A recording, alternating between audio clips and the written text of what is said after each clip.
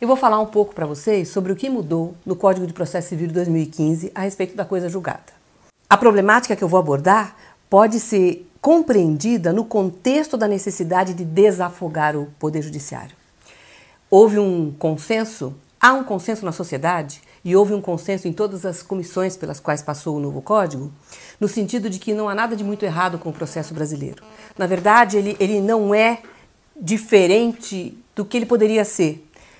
No Código também não há alterações tão drásticas no procedimento em primeiro grau de jurisdição. Nós temos um pedido, uma resposta, provas, sentença e recurso, né?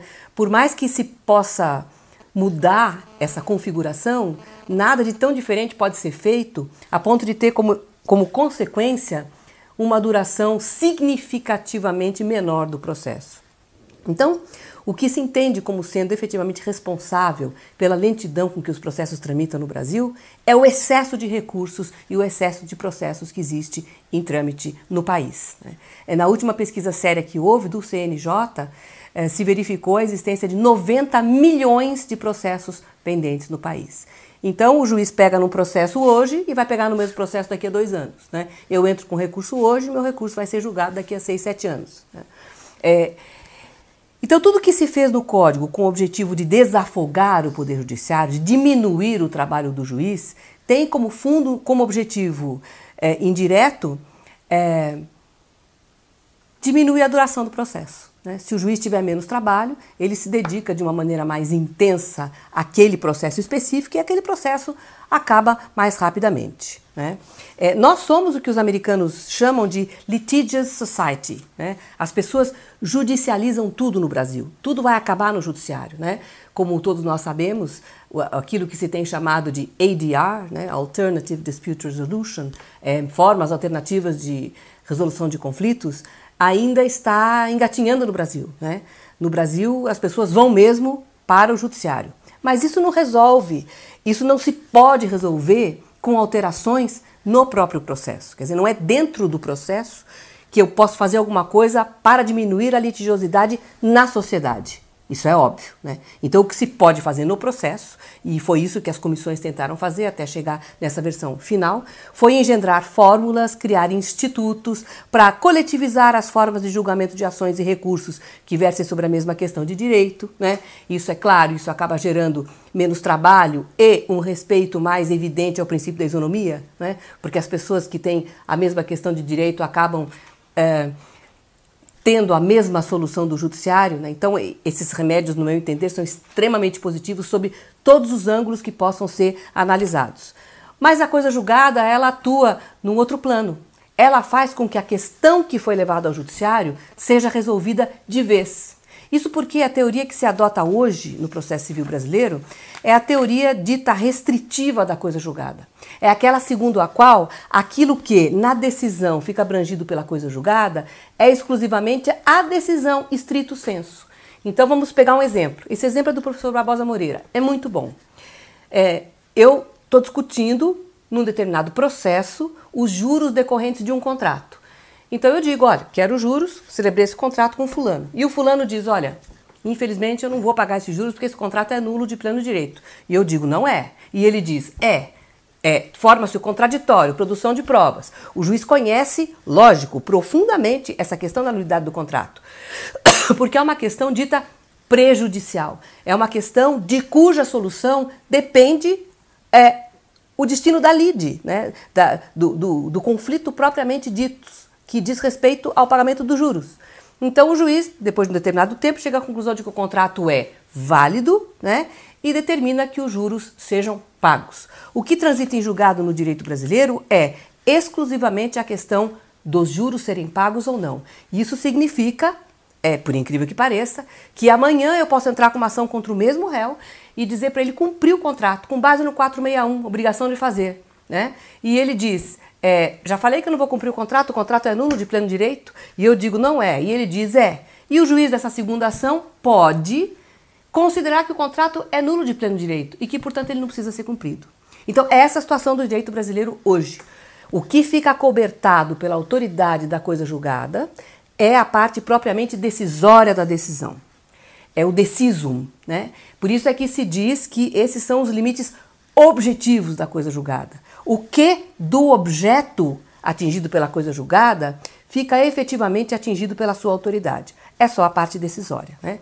A coisa julgada tem limites subjetivos também, se fala que a coisa julgada atinge as partes, de fato isso é verdadeiro, né? Porque os casos em que a coisa julgada atinge terceiros são absolutamente excepcionais no nosso sistema, até por causa do princípio da ampla defesa, do contraditório. Se fala também na dimensão temporal da coisa julgada, porque a função da coisa julgada é projetar para o futuro os efeitos da sentença. Mas esses, a respeito dos quais houve alteração no Código de 2015, são os limites objetivos da coisa julgada.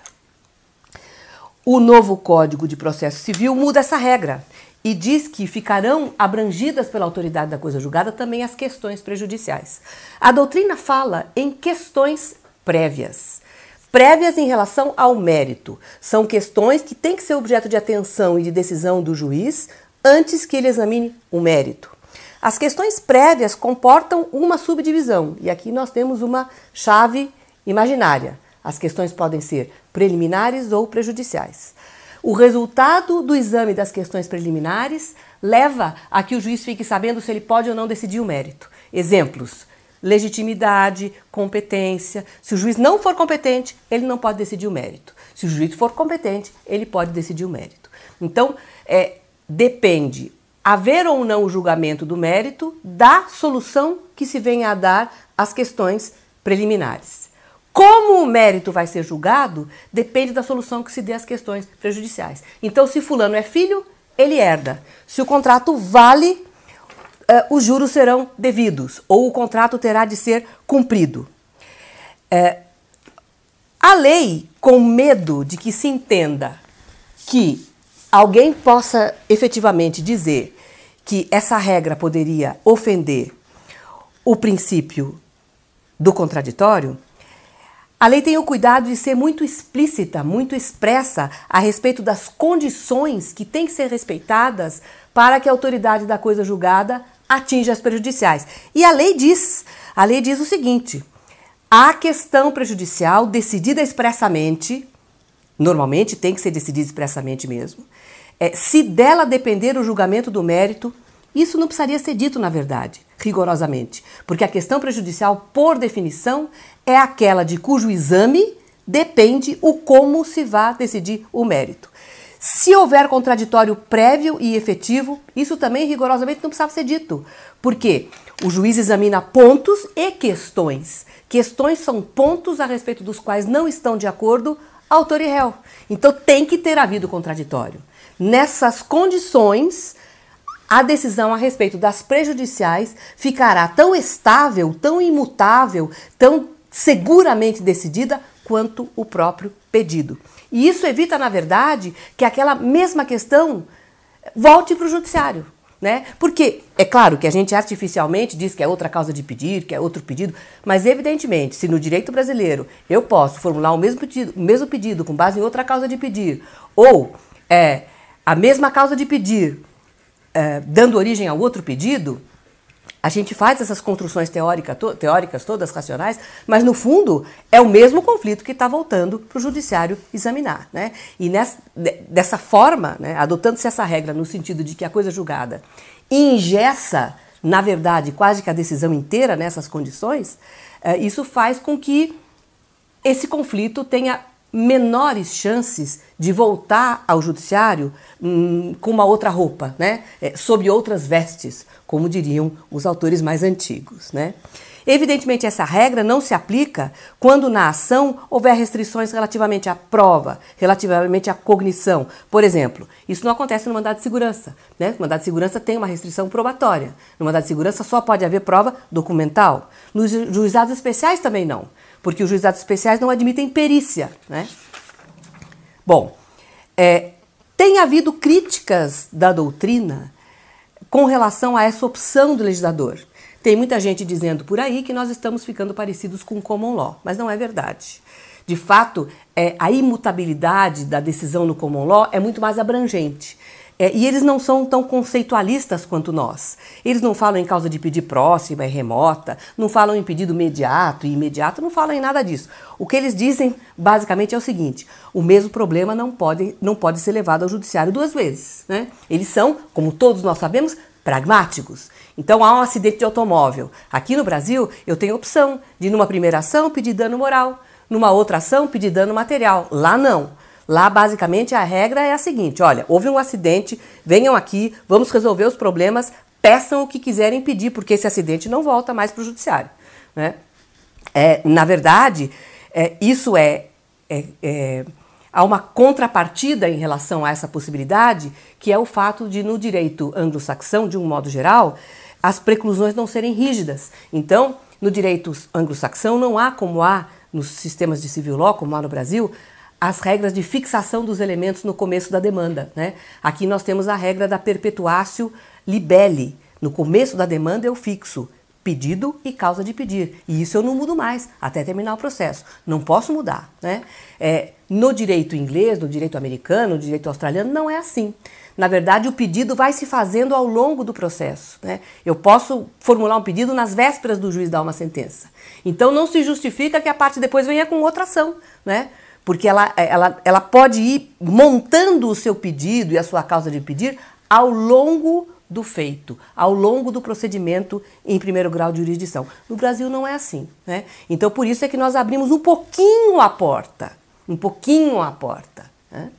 Se você trouxe uma causa de pedir que transformou-se em questão prejudicial, porque o réu rebateu, né? Houve contraditório, produção de provas, convicção exauriente, o juiz vai decidir essa questão prejudicial, vai decidir o mérito, né? E sobre o mérito, estrito sensu, e sobre a questão prejudicial, vai passar a pesar a autoridade de coisa julgada. Houve uma reforma relativamente recente na Espanha, muito mais drástica do que a nossa. A nossa é uma reforma que não desrespeita de forma alguma, sob viés algum, o princípio do contraditório e o princípio da ampla defesa, que no fundo são princípios extremamente parecidos, um de índole constitucional e outro de índole processual. Na Espanha, criou-se uma regra no sentido de que todas as causas de pedir, mesmo aquelas de que a parte nem falou, ficam abrangidas pela coisa julgada. Quer dizer, na verdade não se diz isso com tanta clareza no código, o que se diz é: faça um pedido com uma causa de pedir X e depois você não poderá formular o mesmo pedido com base na causa de pedir Y. Não se diz que a causa de pedir Y faz coisa julgada, mas se diz que o pedido não vai poder ser reformulado, né, reapresentado perante o judiciário com base em outra causa de pedir, né? Essa reforma que houve recentemente na Espanha está sendo muito criticada e, ao que parece, não está dando muito certo. Mas não é isso o que nós estamos propondo. Na Europa se tem falado muito nisso. Se tem questionado essa regra que existe predominantemente nos países de civil law, no sentido de adotar essa teoria restritiva da coisa julgada, entendendo-se que ela só abrange a parte propriamente decisória da sentença. Essa regra existe na Itália, na França, na Alemanha, no Japão, mas vejam que interessante, as saídas que esses povos arrumam, né, para que as pessoas não voltem a juízo para querer discutir aquilo que o judiciário, na verdade, já decidiu, né? No Japão, por exemplo, há jurisprudência no sentido de que, se alguém entra em juízo pleiteando que haja uma rediscussão de algo que já tenha sido decidido pelo Poder Judiciário, mesmo sem autoridade de coisa julgada, esse fulano pode ser taxado de litigante de má-fé. O nosso sistema, como é hoje, no meu entender, gera desconfiança, descrédito e espanto. E eu vejo isso quando dou aula para os meus alunos de graduação, quando eu explico para eles, né, e esse era o exemplo antigo que se dava, enfim, é um exemplo completamente revogado, mas no fundo o que acontecia era isso. Alguém entrava em juízo pedindo alimentos porque era filho e ganhava ação. Aí alguém entrava em juízo pedindo para ser registrado em nome do fulano porque era filho. Perdia, né? Porque ele era filho para efeito de alimentos e não era filho para outros efeitos, né? Isso acontecia numa época em que no direito civil havia uma proibição de que se reconhecessem filhos havidos fora do casamento. Então o que acontecia era isso, né? Fulano era filho para efeitos de alimento, mas se ele entrasse com uma ação de investigação de paternidade, ele ia perder, né? Porque ele não tinha o direito de ser reconhecido como filho, né? Enfim, qualquer coisa assim. E eu né, como estudiosa do processo, coisa que faço há muitos anos, sempre desconfio daquilo que eu ensino para os meus alunos e eles arregaram o olho e falam, nossa, como isso pode ser assim? Né? Eu sempre fico achando que é uma regra que mais dia, menos dia, tem que mudar.